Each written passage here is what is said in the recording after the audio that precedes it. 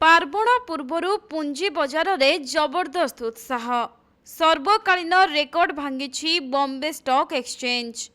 तेबे सेंसेक्स 85,000 पार करिथिबा बेले निफ्टी 26,000 छुईछि। मिलिथिबा सूचना अनुसार आज कारोबार आरंभरू स्टॉक मार्केट रे सबुज संकेत देखा मिलिथिला। 84,787 पॉइंट रु कारोबार आरंभ होइथिला। आउ परे एहा 85,000 मार्क पार करी 85.058 पॉइंट रे पहुंचीथिला।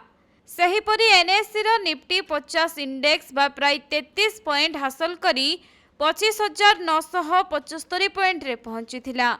पुंजी बजार रे उत्साह जगु टाटा स्टील और पावर ग्रिड शेयर रे चमक देखा मिली। फल निवेशक माने एबे मालामाल होइछंती। गत 2 सप्ताह भितरे सेंसेक्स 80,000 रु 85,000 छुईछि। तेणु पार्वण पूर्व पुंजी बजार रे देखा मिली जबरदस्त उत्साह।